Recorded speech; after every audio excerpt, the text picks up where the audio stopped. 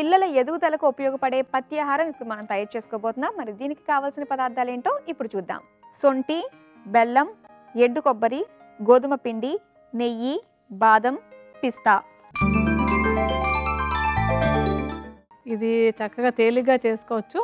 దీనికి ఏంటంటే మొట్టమొదట మనం చేయాల్సినటువంటిది కొంచెం బాండీ పెట్టుకుని దానిలో కొద్దిగా నెయ్యి వేసి కరగనివ్వాలి. ముందు స్టవ్ వెలిగించండి. కొద్దిగా నెయ్యి వేయండి. ఇందులో కొద్దిగా నెయ్యి వేసి అది కరిగి వెచ్చబడ్డాక అందులో మనం సొంటి పొడి వేసుకోవాలి. సొంటి ఇందులో ఎందుకు వాడుతున్నాం అంటే పిల్లలకి మనం ఇచ్చేటువంటి ఈ పత్యాహారం ఎదుగుదలకు ఉపయోగపడేటువంటి పత్యాహారం వాళ్ళకి బాగా అరగాలి. బాగా అరిగి వంట పట్టడానికి సొంటి కావాలన్నమాట. సొంటిని పొడిలాగా చేసుకుని ఆ పొడిని మనం కొంచెం నేతిలో వేయించుకుంటాం. 25 గ్రాముల పరిమాణంలో సొంటి పొడిని నేతిలో వేయించుకోవాలి. మీరు చక్కగా కొలత ప్రకారం తీసుకోండి. కొద్దిగా వేగితే చాలు, దాన్ని ఎక్కువసేపు వేయించడం కాదు. కొద్దిగా మంచి వాసన, అది కూడా సొంటి నెయ్యి కలిసి చక్కటి వాసన వస్తుంది. ఫ్లేవర్ కూడా బాగుంటుంది తినడానికి కూడాను. చాలమ్మా, కొద్దిగా వేగితే చాలు, ఆపేసేయండి.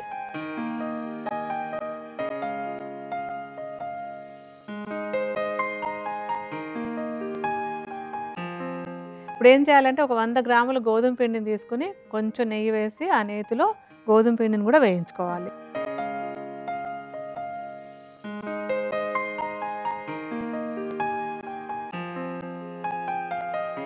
ఇప్పుడు మనం వేసుకున్న గోధుమ పిండి ఏంటంటే పిల్లలకి కొంచెం కార్బోహైడ్రేట్స్ కూడా కావాలి. అక్కర్లేదు, ఉండాలి. కొంచెం శరీరానికి బలానికి ఇవ్వనివ్వండి, అరుగుదలకు కానివ్వండి, ఇది బాగా ఉపయోగపడుతుంది. శక్తిని ఇవ్వడానికి కార్బోహైడ్రేట్స్ కూడా అవసరం కనుక మనం గోధుమ పిండిని వేసుకున్నాం. గోధుమ పిండిని కొద్దిగా అంటే ఆ పచ్చి వాసన అది పోయేలాగా కొద్దిగా ఒక్కసారి బ్రౌనిష్గా అయ్యేలాగా వేయించుకుని ఇందాక మనం పెట్టుకున్నటువంటి సొంటి పొడిలో ఈ గోధుమ పిండిని కూడా కలిపేసుకోవాలి. సరిపోతుందమ్మా, అది చక్కగా వేగింది. ఇందాక సొంటి పొడిలో వేసేసేయండి.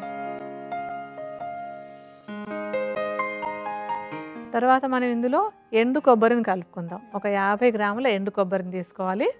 ఎండు కొబ్బరి కూడా మనకి పిల్లలకి కావాల్సినటువంటి శక్తి కొబ్బరి నుంచి బాగా వస్తుంది. ఈ ఎండు కొబ్బరిలోంచి వాళ్ళకి కావాల్సినటువంటి ఫ్యాటీ యాసిడ్స్ అంటే కొవ్వు పదార్థం కానివ్వండి, లేకపోతే పిత్తదోషాన్ని తగ్గించేటువంటి పదార్థం కానీ, ఎనర్జీ కానీ చాలా బాగా వస్తుంది. ఇది కూడా సహజ సిద్ధమైంది. మనకి ఉన్నటువంటి మెయిన్ ఉద్దేశం ఏంటంటే సహజ సిద్ధమైనటువంటి పదార్థాల్లోంచి పిల్లలకి శక్తి వచ్చేలా చూసుకోవాలి అనేది. ఇప్పుడు ఎండు కొబ్బరిని సన్నగా పొడిలాగా తురిమేసుకుని అది ఒక 50 గ్రాముల పొడిని మనం ఇందాక గోధుమ పిండి అవి తీసుకున్నాం కదా, అందులో కలుపుకోవాలి.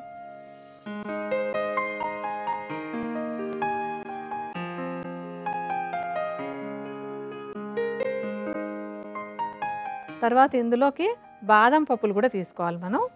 ఈ బాదం పప్పుల్లో కాల్షియం అది చాలా బాగా ఉంటుంది. పిల్లలకి చక్కటి బలాన్ని ఇస్తుంది. అలాగే బ్రెయిన్ టానిక్ లాగా కూడా ఉపయోగపడుతుంది. బాదం పప్పు అనేటువంటిది బ్రెయిన్ టానిక్ లాగాను చక్కటి కాల్షియంని ఇచ్చి పిల్లలకి ఎముకలు అవి బలంగా ఉండడానికి కూడా సహాయపడుతుంది. మళ్ళీ చెప్పుకునేటువంటిది సహజ సిద్ధంగా దొరికేటువంటి మనకి మంచి పదార్థం అన్నమాట. బాదం అనేటువంటి రసాయనంగా కూడా ఉపయోగపడుతుంది. బాదం పప్పుని కొంచెం వేయించి దాన్ని పొడిలాగా చేసేసుకుని 50 గ్రాముల బాదం పప్పు పొడిని కూడా మనం కలుపుకోవాలి.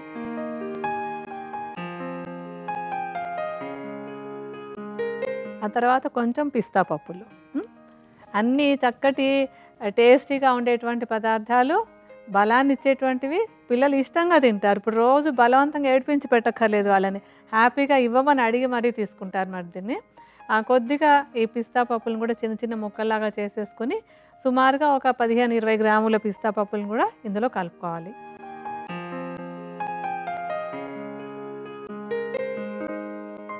తర్వాత ఇందులో బెల్లం వేసుకుందాం.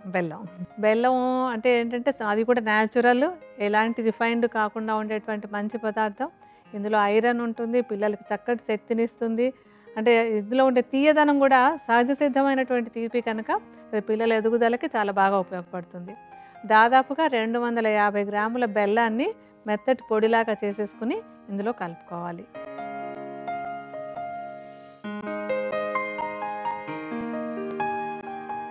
ఇప్పుడు మనం ఈ పొళ్ళన్నీ కలిపేసుకున్నాం కదా, ఇందులో ఏం చేయాలంటే ఒక 125 గ్రాముల నేతిని ముందు కరిగించుకుని తర్వాత కలుపుకోవాలి. బాండీ వెచ్చబెట్టండి.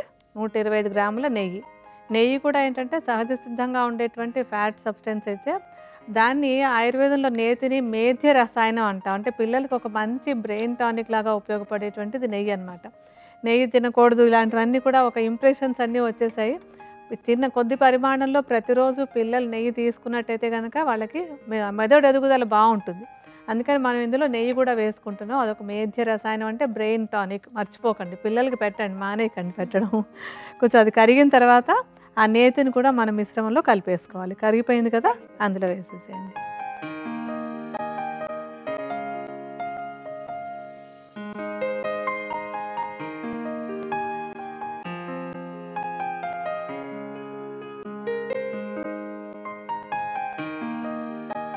ఇప్పుడు ఈ నెయ్యి కూడా కలిపేసిన తర్వాత దాన్ని చక్కగా ఇంత సైజులో లడ్డూలాగా చేసుకోవాలి.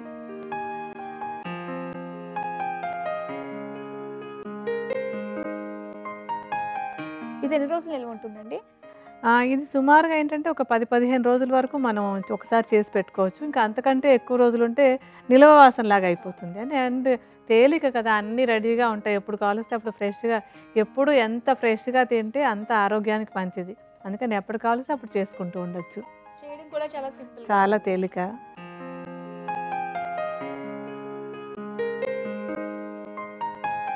చూస్తుంటే చాలా టెంప్టింగ్‌గా ఉందండి. చిన్నపిల్లలేమో గానీ పెద్దవాళ్ళు కూడా బాగా ఈజీగా అట్రాక్ట్ అవుతారు దీని టేస్ట్‌కి. అది చాలా బాగుంటుంది. మరి రుచి మనం వేసినటువంటివన్నీ ఏంటి, చక్కటి గోధుమ పిండి, శొంఠి, తర్వాత బాదము, పిస్తా, బెల్లము, నెయ్యి అన్నీ మంచి రుచికరమైనవి, మంచి ఆరోగ్యాన్ని ఇచ్చేటువంటివి. ఇవేంటంటే పిల్లలు ఇష్టంగా తింటారు. రోజు మనమేమి అమ్మలు పిల్లలు వెంట పడి పెట్టక్కర్లేదు. అమ్మ ఇయ్యని వాళ్ళే అడుగుతారు.